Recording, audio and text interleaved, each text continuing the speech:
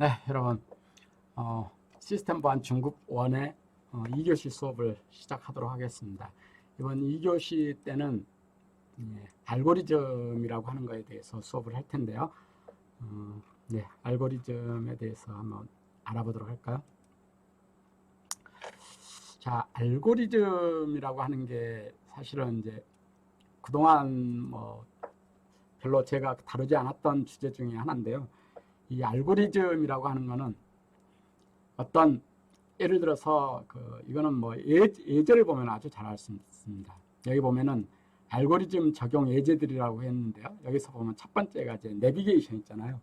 여러분들이 이제 차를 여러분들은 이제 아직 학생이니까, 그리고 나이가 아직 안 됐으니까 차는 운전하지 않겠지만은 여러분들 차를 타고 가다 보면은 요즘은 대부분의 자동차에 내비게이션이 달려 있습니다. 그리고 내비게이션에 의해서 여러분들이 특정 목적지를 클릭을 하면은 그 해당되는 목적지까지 찾아가는 어떤 그 길을 이렇게 안내를 해주잖아요. 그런데 여러분들이 생각해 보세요. 여러분들이 위치해 있는 곳에서 여러분들이 가고자 하는 목적지까지는 무수히 많은 길들이 있을 겁니다. 그 엄청나게 많은 길들이 있는 거죠. 길이라고 하는 것은 사방에 돌아가도 되는 거고, 다이렉트로 직접 가도 되고, 굉장히 많은 길들이 있는데, 과연 내가 있는 위치에서 그 목적지까지 가는 그 사이의 길을 어떻게 선택해 줄 거냐. 그 선택하는 그 방법, 그런 것들을 보고 알고리즘이라고 합니다. 그래서 알고리즘이 좋으면은 여러분들이 목적지까지 가는 길 사이에 막히지도 않고 또 좋은 길로 또 빠른 시간에 도착할 수 있을 겁니다. 근데 만약에 알고리즘이 나쁘면은 별로 좋지 않은 길로 안내를 하게 되죠. 그래서 이 알고리즘이 굉장히 중요한 그 특허감입니다. 특허. 그 다음에 또 예를 들어서 검색도 마찬가지죠. 여러분들이 웹에서 예를 들어서 구글링 한다라고 하잖아요. 그럼 구글에서 특정 단어를 쳐가지고 이제 웹페이지들을 검색을 할 겁니다. 근데 그 검색하는 방법을 어떤 식으로 검색을 할 거냐라는 거죠. 그 검색하는 방법에 따라서 여러분들이 실제 찾고자 하는 어떤 특정 단어의 내용이 정확하게 찾을 수도 있는 거고, 그렇지 않을 수도 있는 거잖아요. 그래서 그것도 역시 알고리즘입니다. 그 어떤 알고리즘을 써서 검색을 하느냐, 이런 것도 굉장히 중요한 거죠. 바로 이런 것들이 알고리즘입니다. 그래서 그 알고리즘의 정의에도 나와 있습니다만은, 컴퓨터로 어떤 특정 문제를 풀기 위한 그 단계적인 절차, 그리고 그 어떤 문제를 해결하기 위한 어떤 방법, 정확한 방법, 또 체계적으로 이렇게 기술해 놓은 것, 이런 것들을 바로 알고리즘이라고 합니다. 예를 들어서 여러분들이 제일 쉽게 사용하는 것 중에 하나가 사전이죠. 예를 들어서 여러분들 그 주소록이 쫙 나와 있다. 여러분 스마트폰에서 주소록이 쫙 나와 있다. 그러면은 주소록에서 특정 사람을 찾으려면은, 예를 들어서 여기 예제 그림에서는 박철수라고 했는데요. 박철수다 그러면 비급으로 시작되니까 비급으로 먼저 찾아가죠.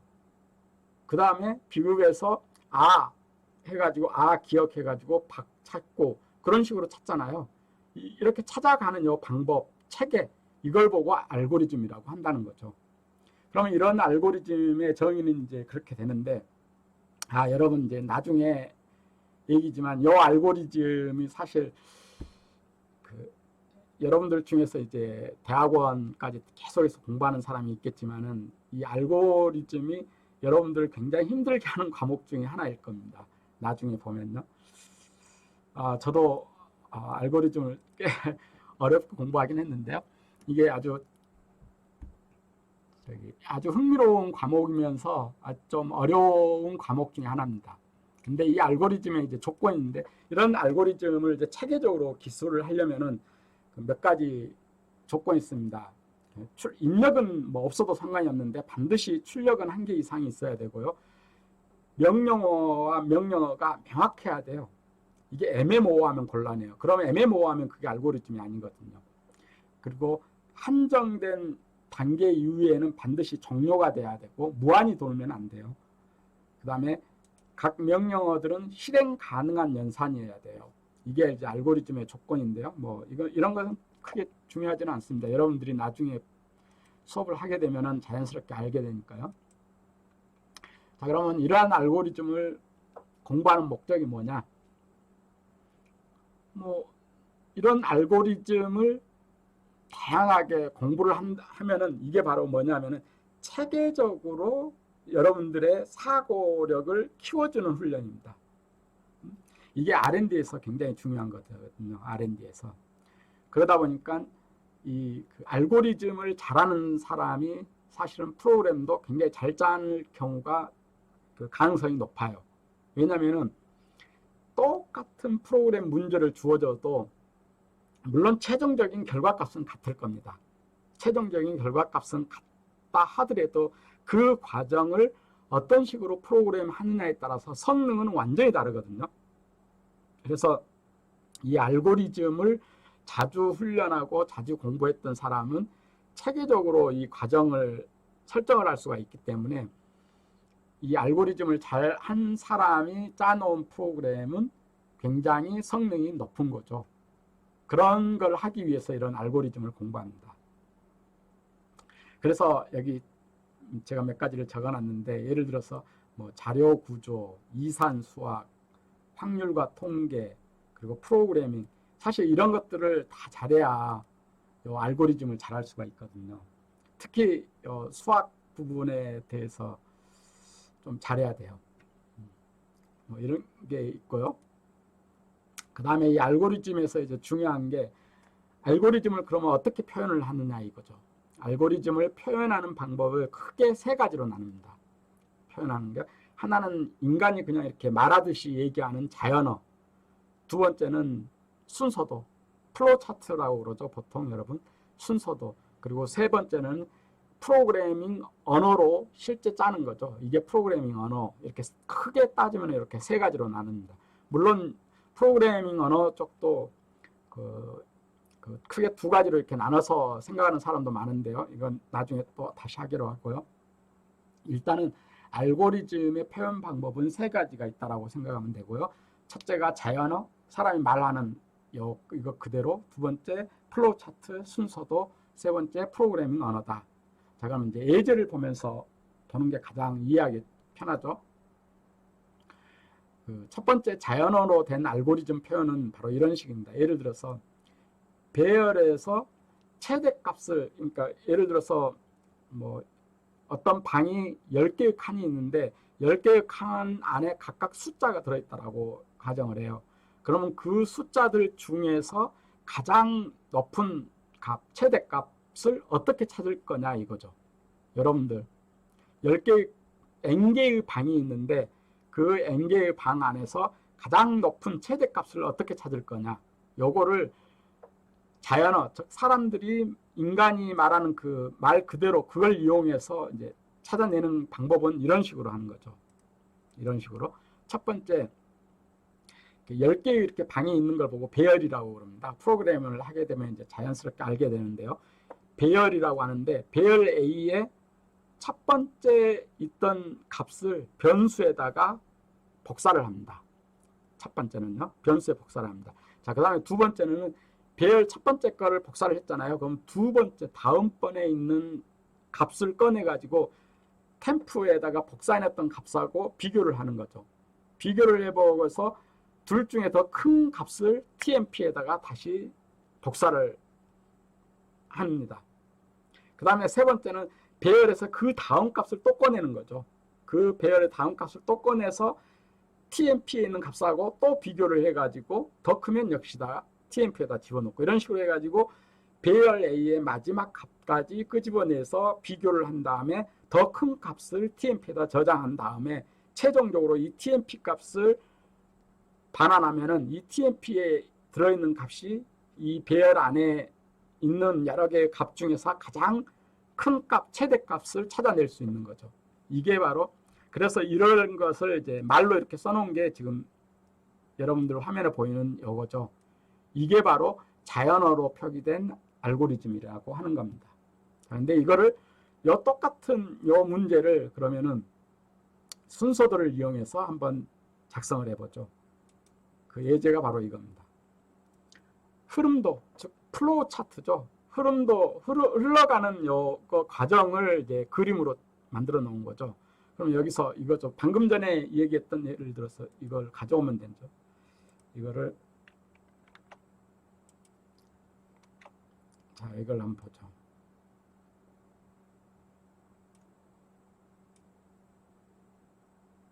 자, 여기서 이제 비교를 해보는 거죠. 자, TMP A0가 이제 배열의 첫 번째 배열이잖아요. 그 첫 번째 배열의 값을 TMP에다가 지정을 집어넣어줬어요. TMP에다가. 그 다음에 이 I는 그 배열에서 그 다음 배열로 이렇게 찾아가기 위한 그 인덱스죠. 그래서 I가 이제 이 다음 0을 했으니까 이 다음은 1이어야 되죠. 그래서 I에다가 1을 넣어줬어요. 그 다음에 이 I 값이 이 배열의 크기가 n개라고 그랬잖아요. 그러면 이 n개보다도 이 I가 이제 n번까지 하면은 끝나야 되잖아요. 더 이상 배열의 값이 없으니까. 그래서 배열이 끝난지 안 끝났는지를 이제 확인을 하는 거죠. 그래서 배열이 끝났으면 종료를 하면 되는 거죠. 배열의 끝까지 왔다 그러면 종료를 하고 나서 TMP에 있는 값을 이용하면은 그 TMP 값이 바로 최대값이 되는 거죠. 그러면 끝이 아니다. 끝이 아니면은 A 그 다음번에 배열의 AI 번째 그러니까 뭐 그 다음에는 0을 했으니까 이번엔 1이겠죠. A 1번의 값이 TMP하고 비교를 하라 그랬죠. 그래서 그 큰 값을 만약에 A 배열에 있는 값이 더 TMP보다 더 크면은 그 배열에 있던 값을 TMP에다가 집어 넣어주고 그리고 I를 플러스 한 다음에 위로 올려가면 되죠. 아, 여기에서 하나 미스한 게 있네요. 요 사이에서도 일로 왔군요. 네, 일로 왔군요. 그럼 뭐 상관없습니다. 자, 그 AI 그러니까 첫 번째 0, 그 다음에 두 번째 A1에 이제 TMP하고 비교를 해봤는데 오히려 TMP가 더 커. 그러면은 이쪽으로 내려오는 거죠. 그래서 이 TMP 값을 변경해 주지 않고 그냥 TMP를 그대로 놔두고 이 I만 인덱스 값만 플러스를 해준 다음에 위로 올라가는 거죠. 그래서 이 과정을 계속해서 반복해서 처리하면은 이 인덱스 값이 아까 여기서 물어봤던 배열의 최대 값하고 비교를 해가지고 배열의 끝까지 다 왔으면 이제 종료를 시키면 되는 거죠. 이게 이제 플로우 차트로 방금 전에 요 말로써 사람이 쉽게 볼 수 있는 요 말로써 이렇게 풀이해 놓은 거를 요 그림으로서 이렇게 표시를 하는 거죠. 자, 이렇게 하면은 사실 좀 더 직관적이고 이렇게 말로 써놓은 것보다는 더 직관적이고 이해하기 더 쉽습니다. 이게 알고리즘 표현 방법 중에서요. 자, 근데 문제는 이거는 이제 간단하니까 이렇게 쉽게 했는데 요 문제가 복잡해지면은 요 그림이 오히려 너무 복잡해져요. 그래서 오히려 이해하기가 더 어렵습니다. 사람이 말로 한 것보다도. 그래서 세 번째 방법이 있는데 세 번째가 아까 프로그램 이용한다고 했잖아요. 세 번째 방법이 이제 알고리즘 표현 방법에서 프로그램을 이용한다라고 했는데 이 프로그램이 크게 두 가지로 나눈다. 하나는 휴도 코드라고 하는 유사 코드로 표현하는 방법이 있고 하나는 말 그대로 프로그램을 짜는 거죠. 프로그램 언어로 짠 거. 이렇게 두 가지 방법이 있습니다. 예, 유사 코드는 지금 여러분들 화면에서 이제 예제를 이렇게 해놨는데요. 방금 전에 그 예제입니다. 예제.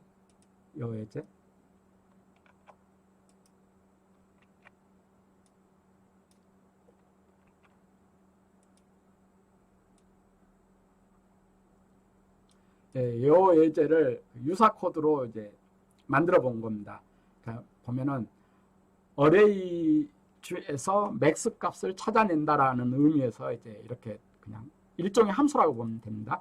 일종의 함수를 어레이 맥스 A라고 하는 어레이에서 n개가 가지고 있는데 A라고 하는 어레이에 n개의 방이 있다라는 거죠. 그렇게 했는데 어떻게 동작하느냐? TMP에다가 먼저 A0의 값을 그냥 집어넣죠. 그 다음에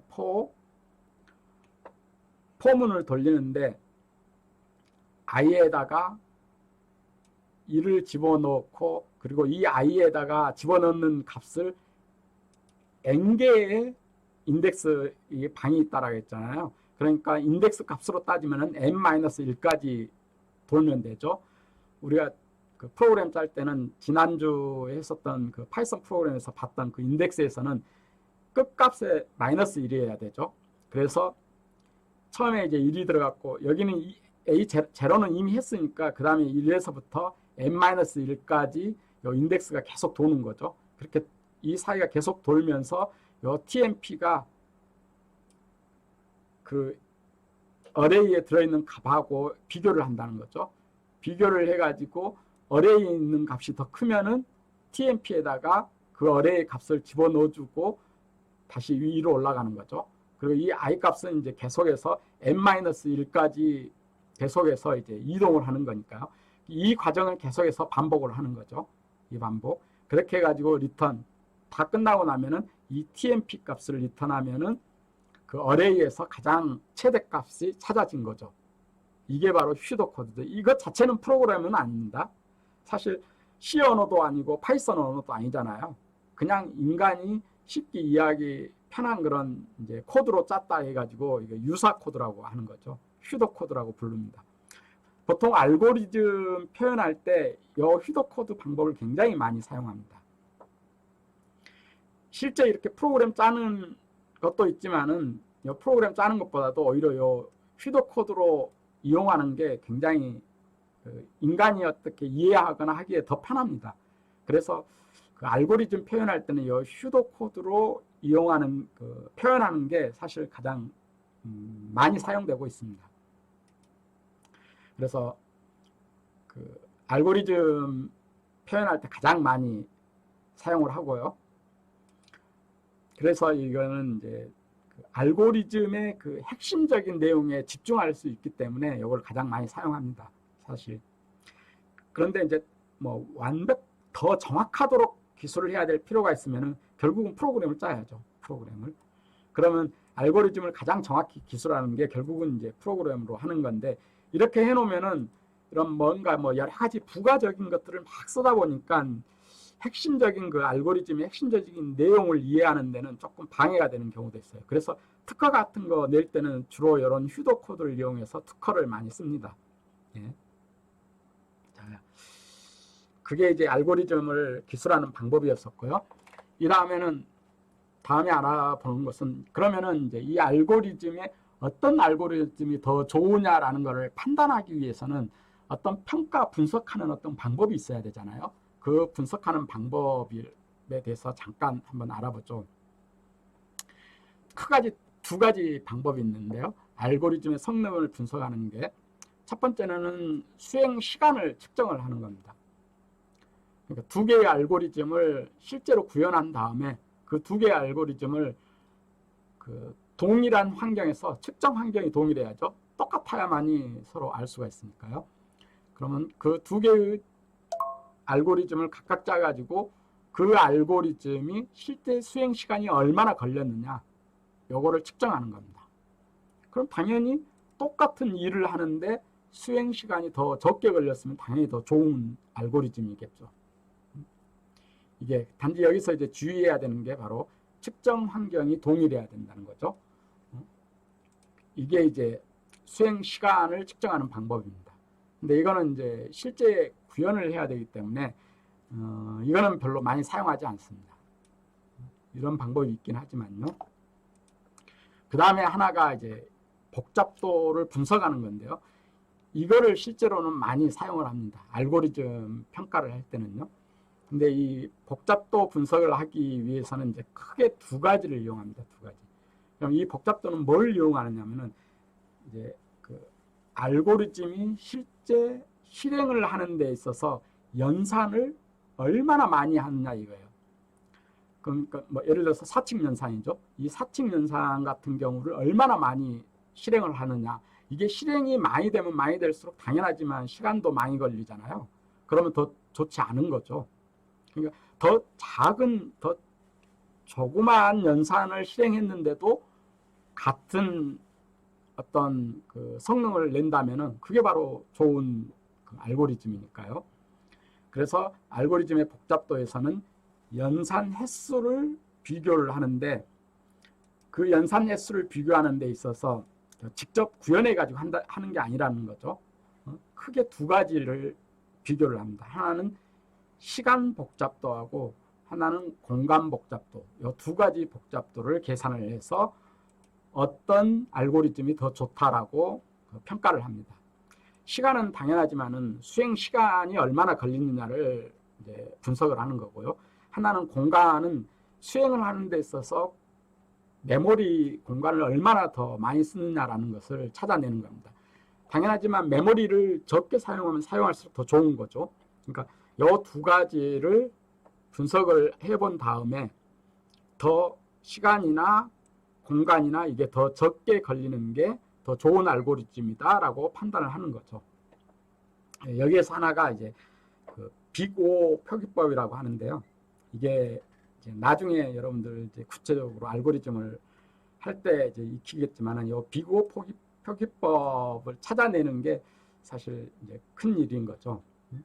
연산의 횟수를, 그러니까 알고리즘을 수행하는데 필요로 하는 그 사춘 연산과 같은 이런 연산 횟수를 대략적으로 찾아내서 표기하는 방법을 말하는데요. 이거 예제를 하나 가지고서 얘기를 하도록 하겠습니다.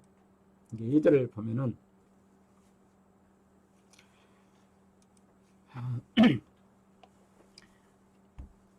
예, 문제가 바로 이겁니다.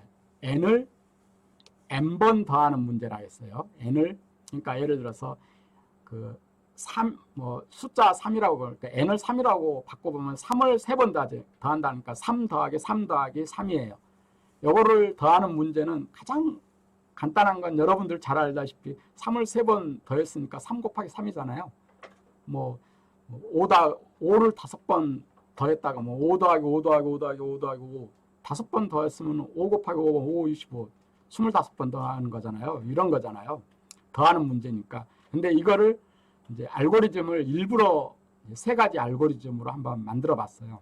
그래가지고 이 세 가지 알고리즘에 있어서 복잡도 계산을 해보는 겁니다.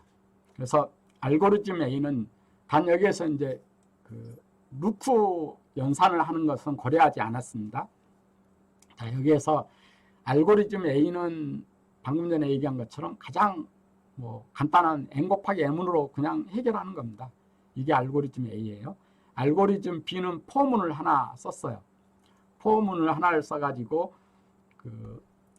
이게 i가 1부터 n까지 계속해서 반복적으로 변화하면서 썸머리를 한 겁니다. 썸머리를 뭘로 하냐면은 예를 들어서 n번 더한다 했잖아요. 그러니까 예를 들어서 n 값을 n번 더하면 되잖아요. 그래서 n 값을 i가 n번 돌면서 여기 더하는 거죠. 이게 알고리즘 B입니다. 그러면 알고리즘 C는 뭐냐면은 포 안에 포를 더 썼어요. 이게 굉장히 복잡한 알고리즘을 쓴 건데 당연하지만 실제적인 세계에서는 이런 알고리즘 안 쓰겠죠. 여러분들이 생각해 봐도. 근데 이 알고리즘은 간단합니다. 어쨌든 썸머리를 하는데 n을 n번 더하는 과정 중에서 이 n번 더하는 이 n이라고 하는 것을 1에서부터 n까지 계속 플러스를 했어요. 예를 들어서 3을 3번 더한다고 하면 3 더하기 3 더하기 3인데 각각의 3을 1, 2, 3 이렇게 1이라고 하는 숫자를 3번 더하는 걸로 아예 일부러 꼬았습니다. 알고리즘을. 일부러 이렇게 당연하지만 이런 알고리즘 안 쓰겠지만 이런 식으로 일단 한번 만들어 봤어요. 그럼 이런 세 가지 알고리즘에서 한번 봅시다. 자, 여기에다가 이렇게 대입을 하는 거잖아요. 여기에 n 곱하기 n 한 걸 대입을 한 거잖아요. 그럼 알고리즘 A에서는 대입 한 번 했죠. 그리고 사친 연산이 한 번 나왔죠. 그리고 이런 거죠. 그럼 알고리즘 B에서는 대입은 이게 이 사이에 있는 게 이게 n번 이게 대입이 이루어졌잖아요. 그 다음에 여기 앞부분 여기에서 한 번 대입했어요. 그래서 여기 n 플러스 1이었었고요. 덧셈은 이 사이에서 n번 여기에서 덧셈이 이루어졌잖아요. 그럼 덧셈 연산이 n번 이루어졌어요. 알고리즘 C는 대입 연산은 n 곱하기 n 플러스 1 그리고 덧셈 연산은 n 곱하기 n번 이루어졌어요. 자, 이렇게 하면 전체 연산 숫자를 보면은 알고리즘 A는 2번, 알고리즘 B는 이걸 더하면은 2n 플러스 1번 이루어졌고, 알고리즘 C는 2n의 자승 플러스 1이 번의 연산이 이루어졌어요. 자, 이거를 빅 O 표기법으로는 보통 이런 식으로 합니다. 그 영문 O자에다가 이 가로 안에 사실은 여기 1이 아니고 2가 들어가죠. 2라고 하는 상수가 들어가고, 여기는 n이라고 하는 선형으로 이루어진 어떤 그 복잡도라는 거죠. 이거는 n의 자승으로 이루어진 복잡도라는 것으로 이런 식으로 표현을 합니다. 이건 이제 비곱 표기법이라고 하는데요. 당연하지만 이런 식의 만약에 그 비곱 표기법이 나타난 알고리즘이면 굉장히 해피한 거죠. 딱 뭐 얼마 안 걸리는 거니까, 어떤 상수적인 수치 정도만 이루어지는 거니까요. 이건 선형이니까 이런 뭐 그 XY 좌표에서 이런 선형식으로 이런 식으로 이루어지는 거죠. 그래서 2로 올라왔으면 더 복잡하고 더 계산 숫자가 많다라는 거죠. 그러면 오른쪽으로 가면 갈수록 더 나쁜 알고리즘이라는 거죠.